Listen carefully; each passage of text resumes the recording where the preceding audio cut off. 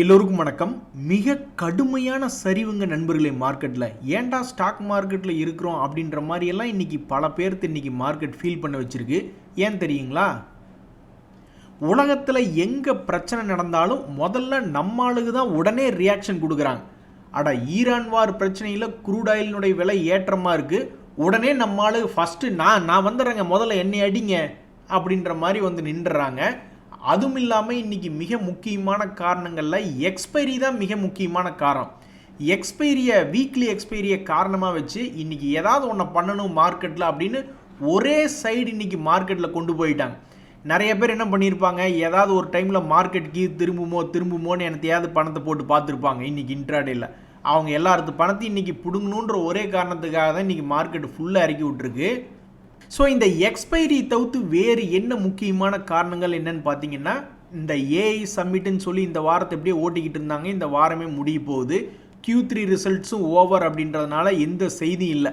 அதனால் இப்போதைக்கு இறக்கி வைப்போம் அப்படின்ற மாதிரி ப்ராஃபிட் புக்கிங் மெயினாக பேங்க்குகளில் பார்த்தீங்கன்னா பல பங்குகள் இன்றைக்கி வந்து கண்ணா பின்னான்னு வீழ்ச்சி அடைஞ்சிருக்கு. IDFC first bank, Kotak bank, Axis பேங்க்னு எல்லாம் 2% இறங்குனா நம்ம மார்க்கெட்டையே பேங்க்கு தான் காப்பாற்றி நிறுத்திக்கிட்டு இருக்குது.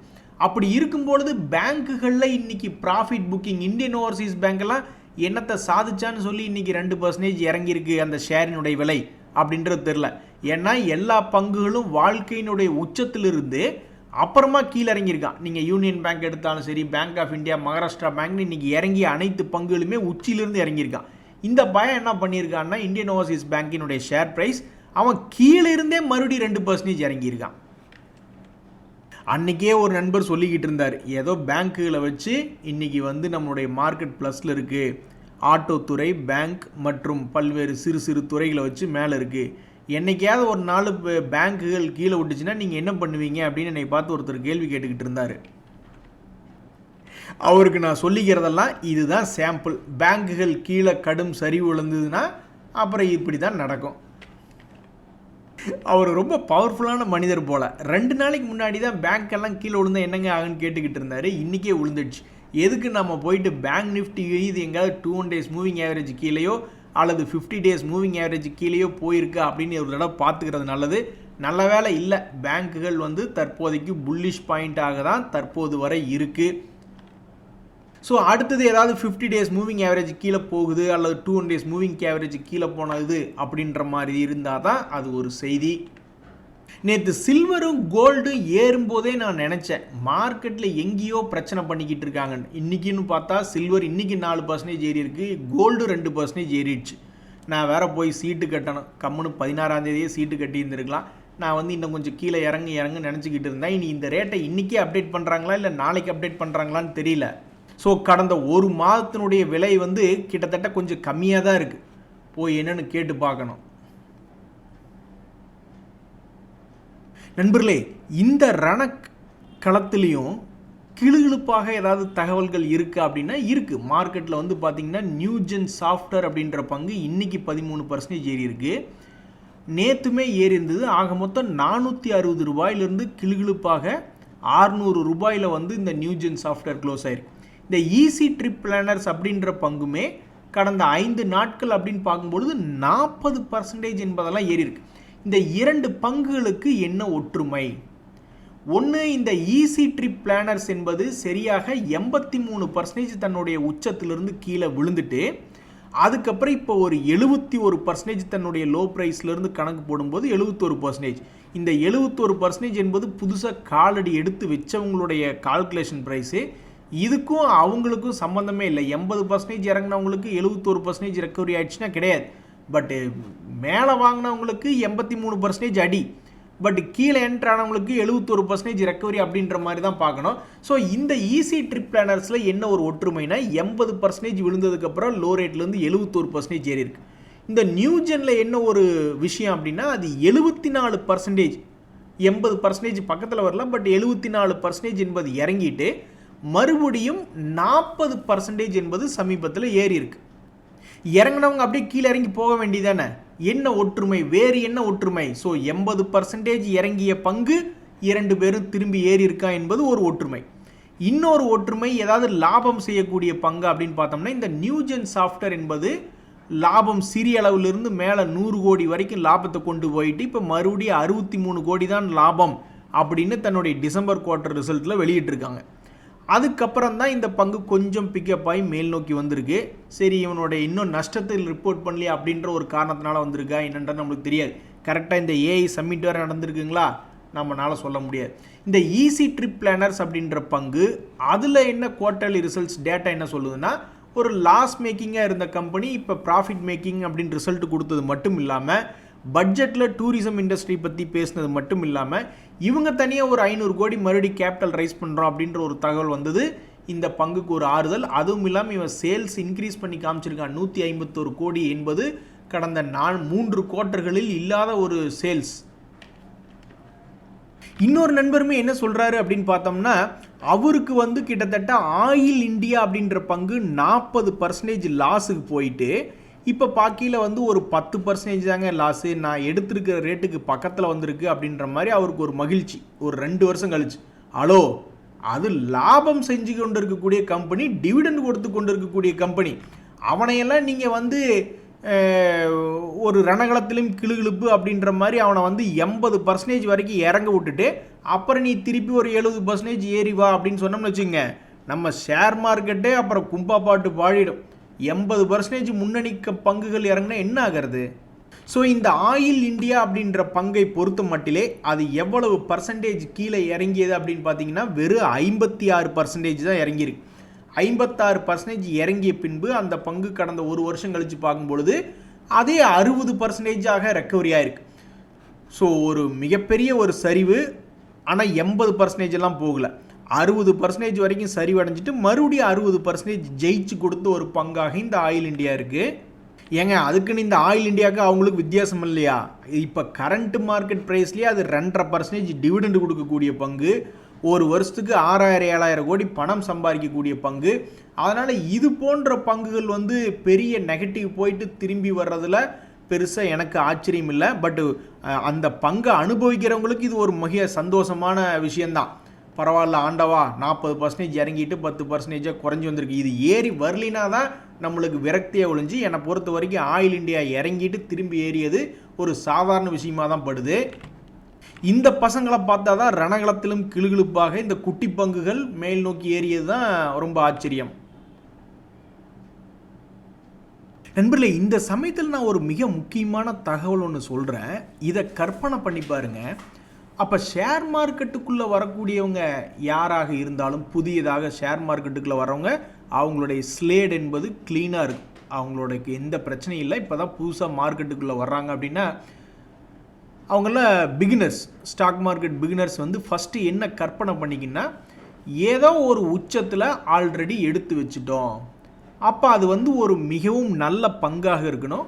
ஏதோ ஒரு காரணத்தினால ஒரு 60% இறங்கி போச்சு, அல்லது ஏதோ ஒரு காரணத்தினால 80% இறங்கி போச்சு, அது லாபம் செய்யும் கம்பெனி தான், ஆனால் இறங்கி போயிட்டான். அப்போ மறுபடியும் இங்கிருந்து பிக்கப் ஆவானா, ஆவரேஜ் தான் பண்ண போகிறோம் அப்படின்ற ஒரு கான்செப்டில் போகணும். ஃபஸ்ட் எடுத்தோடனே பிகினர்ஸ் வந்து தெரியாமல் வந்து உச்சாணி கும்பில் மாட்டிக்காமல், பணமும் ரொம்ப கம்மியாக இருக்குது. ஸோ காலடி எடுத்து வைக்கும்போதே மனசில் என்ன, எப்படி அப்துல் கலாம் ஐயா அவர்களோட சொன்னார்ல, கனவு காணுங்கள் அப்படின்னு சொன்ன மாதிரி, ஃபஸ்ட்டே வாங்கிட்டதாக, இருக்கிறதுலே உச்சாணி கும்பில் வாங்கிட்டதாக கனவு காணணும். உண்மையிலேயே இங்கே நிறைய பேர் உச்சாணி கும்பில் வாங்கி வச்சுட்டாங்க. அவங்கள விடுங்க, நான் புதுசாக வரக்கூடிய பிகினர்ஸ் பற்றி பேசுகிறேன். ஸோ உச்சியில் வாங்கின மாதிரி ஒரு கற்பனை பண்ணிக்கிட்டு, அது 60 பணம் நிறையா இருக்கிறவங்கலாம் நல்ல கம்பெனியாக இருக்கும்போது, சில பேர்லாம் 40%லேயே போய் பணத்தை சரிச்சு விடு லாரியில் இருக்குல்ல அப்படின்ற மாதிரிலாம் இருப்பாங்க. அது ஓகே, அது தனி டிபார்ட்மெண்ட். பட் நான் வந்து பொதுவாக எப்படி இமேஜின் பண்ணி பார்க்கணும்னா, ஃபஸ்ட்டு உச்சியில் போய் மாட்டிக்கிட்டோம், அதை வந்து 60% ஆவரேஜ் பண்ணணும், 80% ஆவரேஜ் பண்ணணும் அப்படின்ற மாதிரி ஒரு மனக்கணக்கு போட்டால் அது ஜெயிக்குமா? அட என்னப்பா நீங்கள் ஷேர் மார்க்கெட்டில் உங்களை நம்பி வாங்கி வச்சவங்களுக்கு நெருக்கடி ஏற்றுறீங்களே அப்படின்ற மாதிரி பல பேங்க்குகள் வந்து லாபத்தை கொடுத்துட்டான். இன்றைக்கி கொஞ்சோண்டு பேங்க்குகள் இறங்கியிருக்கு. அதுக்கு காரணம் இன்றைக்கி ஏதாவது சின்னதாக ஒரு ப்ராஃபிட் புக்கிங் இருக்கலாம். பட் அந்த பேங்க் பங்குகள் பெருசாக பேங்க் இண்டெக்ஸேவும் இன்னும் வீக்னஸ்க்கெல்லாம் போகல, 50 days மூவிங் ஆவரேஜுக்கு மேலே தான் இருக்குது. ஆனால் ஜம்மு அண்ட் காஷ்மீர் பேங்க் மாதிரி நிறைய பேங்க்குகள் எப்படி நெருக்கடியை ஏற்படுத்துகிறது அப்படின்றது பாருங்கள். எத்தனை பேர் பணம் போட்டு வச்சுருக்காங்கன்னா, நம்மளுடைய ரீட்டைல் பப்ளிக்கெல்லாம் 26% பேர் பணத்தை போட்டு வச்சுருக்காங்க. அது எந்தெந்த ரேட்டில் போட்டிருப்பாங்கன்ற டீட்டெயில் இல்லை, அது ஏறக்குறைய எங்கே வாங்கியிருப்பாங்க தெரியல. பட் இந்த பங்கு மிகவும் அற்புதமான லாபத்தை சம்பாரித்து கொடுத்த பங்கு. 20 ரூபாய் எங்கே, 140 ரூபாய் எங்கே, இப்படி ஒரு இமால வெற்றியை கொடுத்த பிறகு இந்த பங்கினுடைய மூவ்மெண்ட் என்பது 2025 ஒன்றுமே இல்லாமல் பண்ணிட்டாங்க. கடுமையான நெருக்கடி. இந்த பங்கை வச்சிருக்கக்கூடிய இந்த 26% வந்து என்ன ஆயிருக்குன்னா, என்னடா இது இந்த பங்கு ஏறாமையாக போயிடுச்சு. எத்தனையோ பங்குகள் வந்து தன்னுடைய பழைய ஹையை தாண்டி ட்ரேட் ஆயிடுச்சு. ஆனால் இந்த ஜம்மு அண்ட் காஷ்மீர் பேங்க் கடந்த ஒரு வருஷமாக எதுவுமே இல்லையே அப்படின்ற மாதிரி சில பங்குகள் நெருக்கடியை ஏற்படுத்தும் ஃபேமஸான பங்குகள் அப்படின்றதுல இந்த ஜம்மு அண்ட் காஷ்மீர் பேங்க்கு வருது.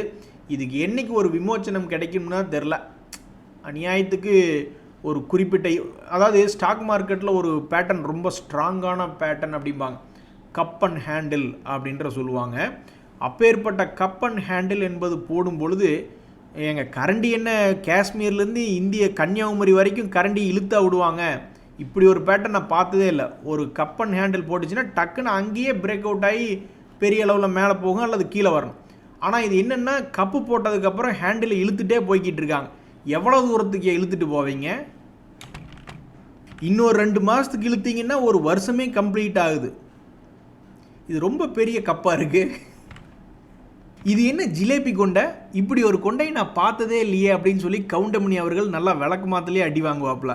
அது மாதிரி தான் இந்த ஜம்மு அண்ட் காஷ்மீர் பேங்க் என்பது தன்னுடைய ஷேர் ஹோல்டர்ஸ்க்கு வந்து அந்த ஷேரினுடைய விலை தற்போது வரைக்கும் ஒரு நீண்ட காலமாக ஒரு 6 மாதமாகவே எந்த விதமான மூவ்மெண்ட் இல்லாமல் சிறிய அளவில் இருக்கிறது வந்து ஒரு நெருக்கடி. பணம் போட்டு வச்சவங்களுக்கு கொஞ்சம் நெருக்கடியாக இருக்குது. ஏதாவது ஒரு வகையில் திடீர்னு ஒரு பிளாஸ்ட் அவுட் ஆகுது. ஏங்க சும்மா இருந்த பங்கு இந்த ஈஸ்மை ட்ரிப்பு நியூஜன்லாம் ஏறும் பொழுது இந்த ஜம்மு அண்ட் காஷ்மீர் பேங்க் என்ன சின்ன பேங்க்கா? அதெல்லாம் ஒரு வருஷத்துக்கு வந்து ஒரு குவார்ட்டர் விட்டுருங்க, ஃபுல்லுக்கு வாங்க, முழு ஆண்டு அளவில் பார்க்கும்போது 2000 கோடி லாபம் பண்ணுறாங்க. 2000 கோடி லாபம் பண்ணக்கூடிய கம்பெனி ஒரு வருஷத்துக்கு இப்படி ஒரே இடத்துல உட்கார வச்சுருக்காங்க. இது என்ன அநியாயமாக இருக்குது? மற்றவனுங்கெல்லாம் கீழேருந்து மேலே போய் ப்ராஃபிட் புக்கிங் பண்ணி இன்றைக்கி கீழே இறங்கியிருக்காங்க. ஆனால் இந்த ஒருவேளை அந்த பங்குலையெல்லாம் விட்டுட்டு இந்த பங்குக்குள்ள வர்றீங்களா ப்ளீஸ் அப்படின்ற மாதிரி கேட்க விட்டுருவாங்களே என்னன்றது தெரியல. பட் ஃபேமஸான பங்கு கீழே இறங்கி கிடந்து இன்னும் மேலே போகாமல் இருக்கக்கூடிய பங்குகளுடைய செய்திகள் என்ன அப்படின்றதுல இந்த ஜம்மு அண்ட் காஷ்மீர் பேங்க் அப்படின்ற பங்கு இருக்குது. அடடா, இன்னொரு நண்பருக்குமே கடுமையான சோகம். சுஸ்லான் எனர்ஜின்னு ஒரு பங்குங்க, அதை நான் 65 ரூபாய்க்கு எடுத்தேன், பயப்புள்ள இப்போ வெறும் 45 ரூபாயில் சுற்றிக்கிட்டு இருக்கேன். என்ன கொடுமை! எல்லாம் புல்லட் ட்ரெயினில் போங்க அப்படின்னா அதில் கூட போகாமல் கட்ட வண்டியில் போய் நம்ம கால் மேலே வண்டி ஏற்றி விட்டுட்டு நம்மளெல்லாம் தொந்தரவு பண்ணிக்கிட்டு இருக்காங்க. இந்த சமயத்தில் சோலார் இண்டஸ்ட்ரீஸ் அப்படின்ற ஒரு பங்கு, அந்த பங்கெல்லாம் சும்மா சொல்லக்கூடாதுங்க. அது 2025 ஒரு சாதனையாளர் விருது பெற்ற ஒரு பங்கு தான் சோலார் இண்டஸ்ட்ரீஸினுடைய ஷேர் ப்ரைஸ். இருக்கிறதுலே உச்சம் 6000 எங்கே, 16000 எங்கே. இப்பேற்பட்ட அந்த சோலார் இண்டஸ்ட்ரீஸ் அப்படின்ற பங்கு கரெக்டாக 200 டேஸ் மூவிங் ஆவரேஜ் கிட்ட வந்து உட்காந்துக்கிட்டு வாழ்வா சாவா என்ன செய்ய போகிறது அப்படின்ற ஒரு இன்ட்ரெஸ்டான ஒரு விஷயத்தில் வந்து உட்காந்துருக்கு. என்னப்பா நீ கீழே விழுந்துட்டு பிக்கப் ஆக மாட்டேங்கிறியே அப்படின்ற மாதிரி சமீபத்தில் சரிவடைந்த இந்த ஹிந்துஸ்தான் ஜிங்க் அப்படின்ற பங்கு ஒரு மாதிரி பிக்கப் ஆகாமல் அப்படியே சுற்றிக்கிட்டு இருக்குது. அதே மாதிரி தான் இந்த பிஎஸ்சி லிமிடெட் அப்படின்ற பங்குகளும், அந்த பங்குமே சமீபத்தில் இதுக்கு முன்னாடியெல்லாம் பார்த்தீங்கன்னா பிரேக் அவுட் ஆனவன் அவன் பாட்டுக்கு நல்லா ஜாலியாக மேலே போனான். அப்புறம் மறுபடியும் கீழே விழுங்கும்போது கரெக்டாக 200 டேஸ் மூவிங் ஆவரேஜில் வந்து ஒரு முறை சப்போர்ட் எடுத்தவன் மறுபடியும் புதிய உச்சம் என்பது போயிட்டு இப்போ என்ன பண்ணுறதுன்னு தெரியாமல் அவன் பாட்டுக்கு ஆடிக்கிட்டு இருக்கான். ஸோ இந்த மாதிரி சரிவடைந்த பங்கு, ஏறுமுகத்தில் தான் இருந்த பங்கு, நல்லா மகிழ்ச்சியெல்லாம் கொடுத்த பங்குகள் தான். ஆனால் இப்போது சரிவடைந்து சப்போர்ட் லைனில் வந்து உளுந்திருக்கக்கூடிய இந்த நேரத்தில் பிக்கப் ஆவீங்களா மாட்டிங்களா? ஸோ ஷேர் மார்க்கெட்டில் பல ஷேர்கள் மாற்றங்களுக்கு தயாராகிட்டு வருது நண்பர்களே. ஒரு உதாரணத்துக்கு பார்த்தீங்கன்னா இந்த பிரிட்டானியா அப்படின்ற பங்கு சமீபத்தில் கீழே தான் கிடந்தான்.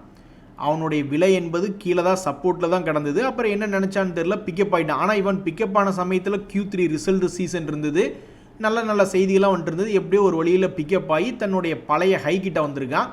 இனி தன்னுடைய பாதையை எந்த பக்கம் மாற்றி அமைக்கும், கீழிருந்து மேலே போனது பிறகு மறுபடியும் கீழே வரக்கூடிய வாய்ப்பா அல்லது மேலே அப்படின்றது தெரில.